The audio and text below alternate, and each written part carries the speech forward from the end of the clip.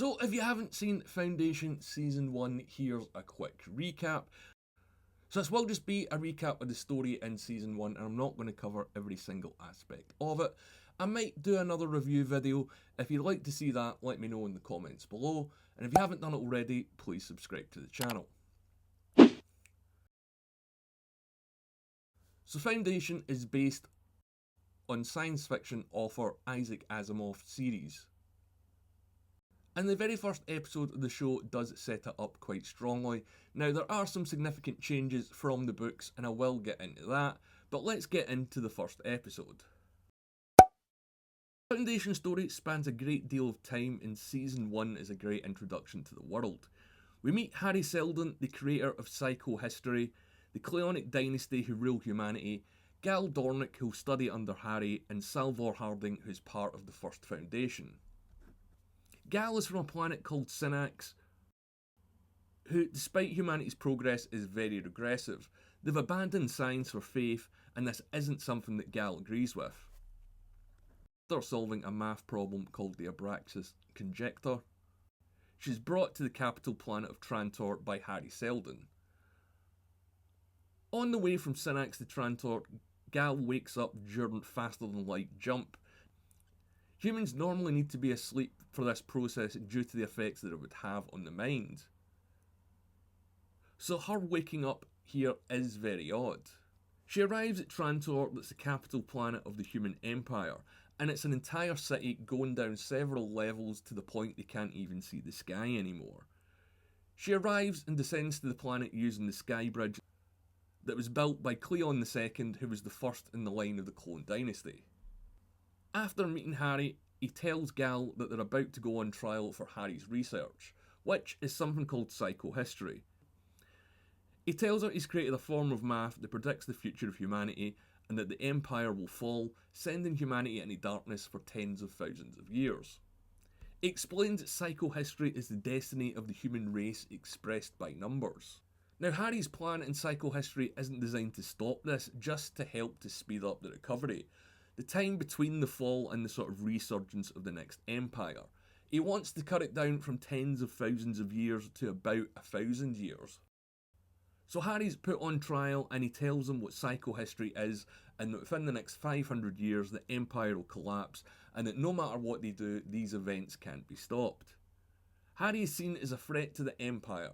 Now, I haven't explained who the empire are yet, but they're basically all the same guy. They're clones of the last Cleon II.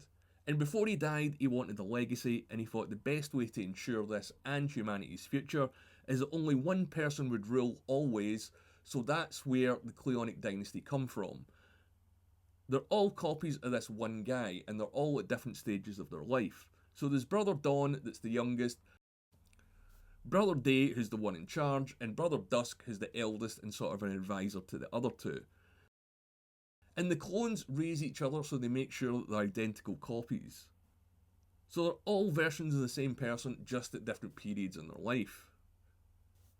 At his trial, Harry reveals his plan to lessen the fall, and that's called the Foundation. It's an organisation that would create an Encyclopedia Galactica, saving all the knowledge man has and then using it to help rebuild after the fall. Now during the trial, Gal is brought in to testify against Harry but confirms that his equations are correct. At the end of the trial, the Star Bridge is destroyed and there's another attack on Trantor, leaving hundreds of millions dead. The Cleons are worried this might be the first sign of the fall Harry Seldon warned them about. Seldon explains psychohistory can't exactly predict the future, it's more of a sort of domino effect. He tells Brother Day in order to slow the fall, the clonic dynasty must end, and that it's its short-sightedness that's leading humanity to the fall itself. There's some debate among the clones what to do with Harry, but decide to sort of exile him to a planet called Terminus on a ship that doesn't have a jump drive, so it'll take years to get there. They don't fully believe him, but they don't want to get rid of him either, just in case he's right. So on the way to Trantor, Gal realises this was all part of Harry's plan to create the Foundation, because he wanted to do it on a planet without being watched. So it jumps 30 years later to Terminus, where we meet Salvo Harding and the inhabitants of the First Foundation, who are waiting for the mysterious opening of a vault, which is a device that they found once they landed on the planet. The clones are still investigating the attack on Trantor and arguing what to do about Harry. Dusk goes to see a priest that Gal met while she was on the planet and asks if she's a seer, as Gal had a sense that the attack was coming, and also she woke up during the hypersleep jump as well. We find out Demerzel, who looks after the clones and helps to raise them, is a robot, maybe the last one since they've all been wiped out long ago during a war with humanity. 2 planets in the Empire, Anacreon and Thespis, deny any involvement to the clones in the attack, but Brother Day decides to send a message and attacks both planets, devastating them, further turning them against the Empire. On the way to Terminus, Gal starts a relationship with Harry's son, Raish, and the colonists are making use of their time preparing to set up the Foundation. Harry tells them that things will be very hard once they arrive, and Gal gets another sense that something is wrong. She finds Raish stabbing Harry, and then he grabs Gal, throws her into a pod with a knife that he used to kill him, and sends her into hibernation before launching the pod into space. We see the history of the clone dynasty here, seeing the original Cleon II, watch the Star Bridge be constructed 400 years in the past with Demerzel next to him. This is where he decides to clone himself, and we see the relationship really get set up here between Demerzel and this Cleon, and how it will get carried on to the other clones.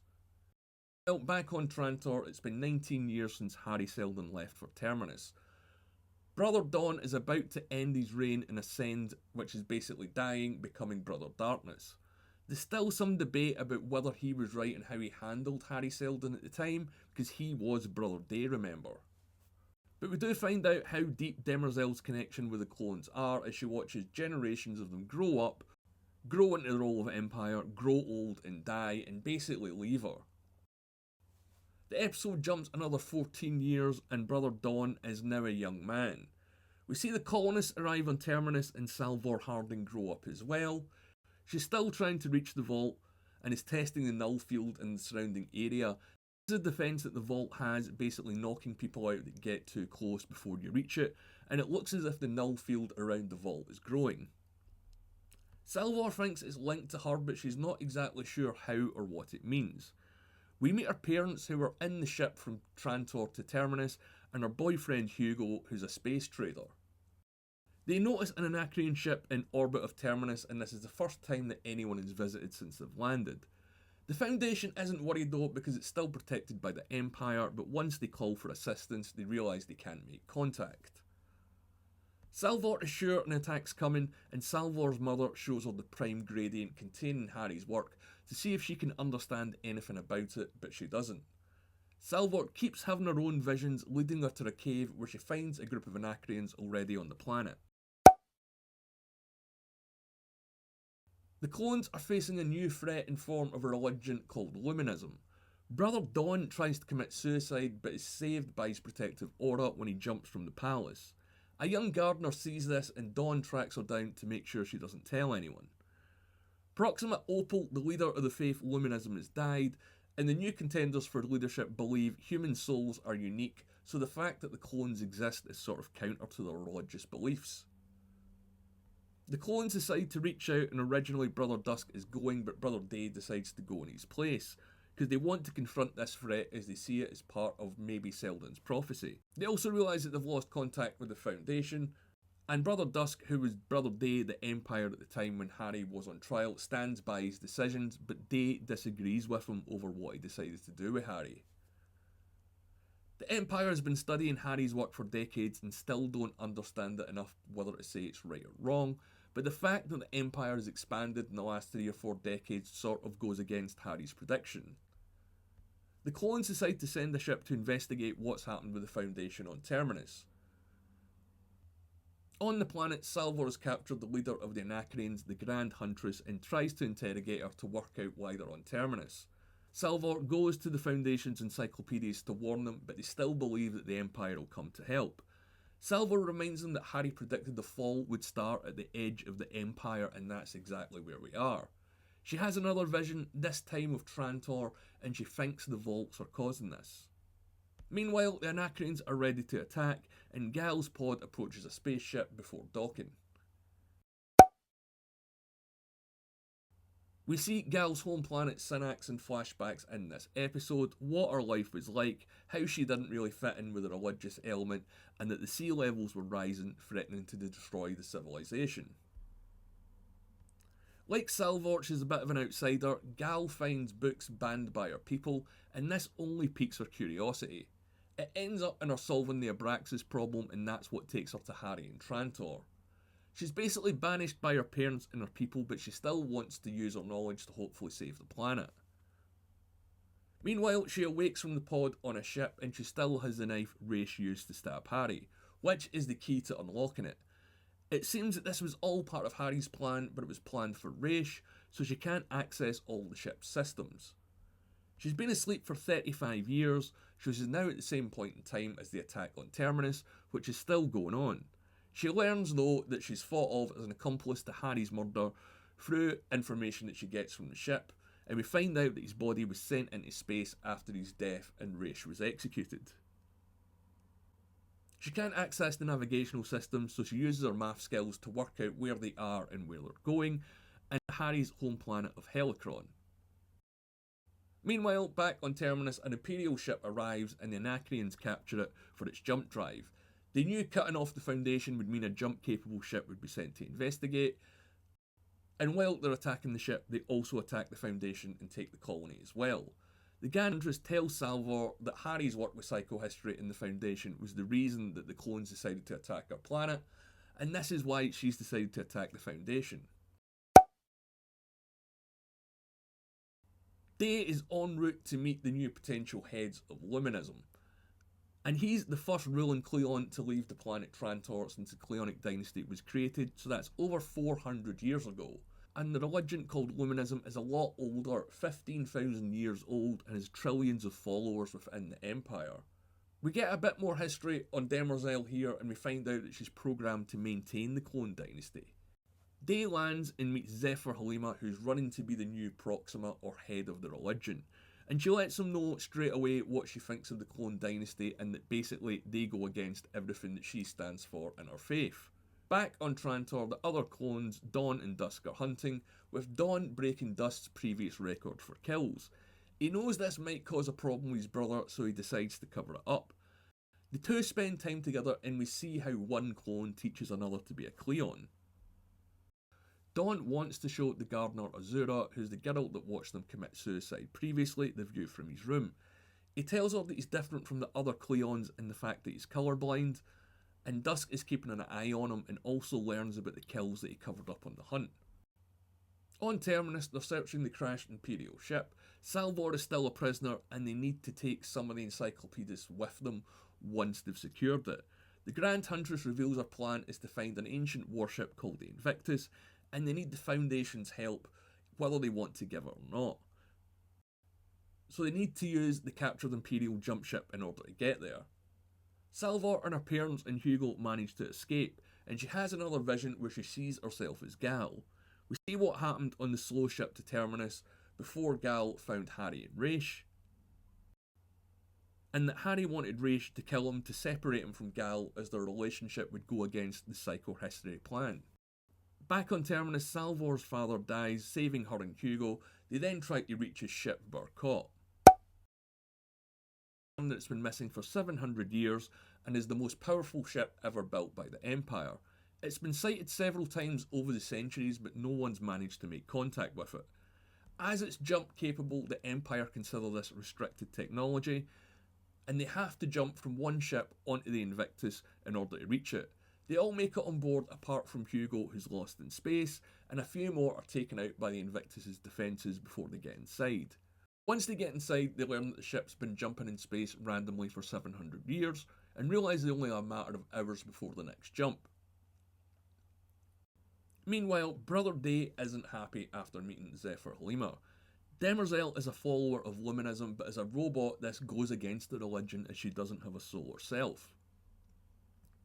And Brother Day really starts to question her loyalty. Day goes to negotiate with Halima, but she wants an end to the clonic dynasty. Harry did predict that one religion would go against the dynasty, and this seems to be. Day decides to take part in a ritual called the Spiral to prove that he does have a soul, essentially calling Halima's bluff. Back on Trantor, Azura tries to help Dawn with his sight issue, and Dawn lists all the ways he's different from his other brothers Day and Dusk. We learn that the dynasty keeps backup clones in case one dies or deviates, so Dawn knows that his life is on the line. Azura wants to help him leave and says that she can help him escape the palace and live on Trantor. Meanwhile, back on the ship, Gal meets a hollow copy of Harry and he's shocked that Raish isn't there, as Gal's supposed to be leading the Foundation on Terminus. Harry says that the first crisis is coming and that's where she's needed. He explains that his death was part of the plan to turn him into a figurehead of sorts so the rest of them can get behind the legend. Gal's understandably angry about this and that it's all been kept from her and that Harry hasn't told anyone the whole plan or the whole truth. She tells Harry about all the times she's sensed something that's about to happen and saves the ship from a meteorite just before it hits her. Gal says she thinks she can see the future. We see the attack on Anacreon from episode 1 from the point of view of the Grand Huntress when she was a child, and we can understand why she wants revenge on the Empire. She wants to jump the Invictus to Trantor in order to destroy it. Salvor says even if this works, the revenge the Empire would bring to the other planets wouldn't be worth it. As it's an older jump ship, it requires a human connection in order to calculate the jump, but as none of them are equipped to do it, whoever connects will die. Lewis, the only surviving encyclopedist from the Foundation, gets shot just as the ship's about to jump. Before Day can take part in the Spiral ritual, he needs to give up all the tech and remove it from his person with no food, no water or no support. And this is the first time he's really going to have to do anything on his own in his life. The end destination is a cave where those that complete the Spiral are supposed to see a vision, and then this vision is interpreted by the High Priests. While the Spiral, Day sees the power of faith and religion. He does save and survives and is taken to the head of Luminism to have his vision interpreted. They decide that he does have a soul and that the dynasty doesn't go against Luminism, and Demerzel is sent to see Zephyr Halima and kills her before they leave the planet. Demerzel asks him if he did actually have a vision, and he lies, telling her that he did. They're still on the way to Harry's home planet, and we find out that his plan is to set up a secret second foundation there. He wants to study Gal to work out how her gifts are going to affect psychohistory as well. But before they can arrive, she sabotages the ship, forcing Harry to let her go. She takes the knife and gets back into the pod, setting course for her home planet of Synax that will take 138 years to get there. Dawn is still worried about being discovered and replaced. He's planning his escape with Azura, but before this happens, Dusk summons him and he's sure that he's been found out. He does manage to escape the palace with ease and ends up in the lower levels of Trantor before he finds Azura. It turns out she's part of a band of rebels who've raised another Cleon clone, and this has been a huge plan all along, decades in the making, to replace one of the clones. So there's an identical version of Dawn but with a different accent, and basically they're going to switch these two guys out. The original Cleon's DNA has been stolen and altered, which explains why Dawn is different from Day and Dusk, and all this has been set up to get a new agent on the throne. But before they can complete the plan, Dusk arrives with soldiers to save his brother, and we find out that they let Dawn escape to find the rebels and crush this. So this all has been a setup. But Dusk is still worried about Dawn's differences and wants to kill him. As Brother Day is the one in charge and still off planet, nothing really happens. Meanwhile, the Invictus reaches Terminus, and it turns out that Lewis sacrificed himself in order to calculate the jump. We also learn in a flashback with Salvor and her father that humans don't really know where they're from. Some people think we're all from the one planet and that it might be called Earth, but it's more of a creation myth to them, like the Garden of Eden. But on the present, on Terminus, the null field has expanded and knocked everyone out as Salvor predicted. She takes the prime gradient to the vault and it opens. Another race called the Thespins, who have been at war with the Anacreons for generations, arrive, and is a standoff between all three fractions, the Foundation, the Anacreons and the Thespins. Salvor kills the Grand Huntress of the Anacreons as Harry emerges from the vault, saying things are going better than expected if all of these fractions are here on Terminus. The version of Harry that emerged from the vaults explained that he was created from nanites that repurposed his body when he was sent into space after Raish murdered him. He also gives a bit of backstory here that the aggression between the Anacreans and the Thespins was created by the original Cleon in order to get them to infight, as Cleon seen them as a threat to the Empire. Harry's plan was to use the Foundation as a force, and that bringing these three fractions together to help with the coming fall and then the eventual rebuild of humanity. They realise that they all need to work together, but they also realise the Empire is going to come to investigate the jump ship that hasn't checked in. So Harry comes up with a plan to use the Invictus to create a false solar flare, making the Empire believe that all life in the system has been wiped out. This is the first crisis that Harry predicted, and they need to work without being detected in order to prepare for the second. Salvor asks this version of Harry about her visions because she thinks it's all connected to the vault, and he doesn't really seem to have planned on meeting her or know who she is. He's expecting Gal to be there and tells her that he's got no idea what's causing her visions. They set Harry's plan in motion to hide the Foundation by creating a fake solar flare, allowing them to work in private. Salvor still has visions and keeps seeing Gal, and her mother reveals that Salvor is actually the child of Raish and Gal, taken from genetic material that was used on the ship on the way to Terminus. After discovering who her real parents are, Salvor decides to leave Terminus in search of Synnax, Gal's home planet. Back on Trantor, Dust still wants to replace Dawn, and they discover that the original source of the clone DNA has been tampered with, so none of the current dynasty are exact copies of the original Cleon. Dawn is brought in before his brothers to be judged. Dust still wants to kill him, but it's Day's decision, and his recent experience on the Spiral has changed his point of view. He wants to save Dawn as he sees it sort of an evolution of the dynasty. And as him and Dust fight, Demerzel kills Dawn, and a new Dawn is birthed from his replacement clone. Having discovered that all the clone DNA has been tampered with, the current Day destroys the original Cleon, Cleon II, and Demerzel seems troubled by what she's done at the end of the episode, ripping her face off. Now, Season 1 ends with 138 years later. Gal is emerging from the pod now that it's arrived on Synnax. The planet has been completely flooded just as she predicted, and it doesn't seem that anyone's alive. She finds Salvor's ship, and in the ship she finds Salvor in a cryopod of her own. She's been asleep for more than 100 years. So the episode ends with Gal saving Salvor, so both mother and daughter meet, and Salvor hands over the Prime Gradient. Now, that isn't everything that happens in Season 1, that is just the main beats. I have reviewed every episode, so if you want to go back and look at the playlist, you can watch the longer reviews. Of course, I'm going to be doing that for Season 2, along with some theory videos as well. So if you've made it this far, thanks, leave a like on the video, and if you haven't done it already, subscribe to the channel. And as always, my name's Al, thanks for watching.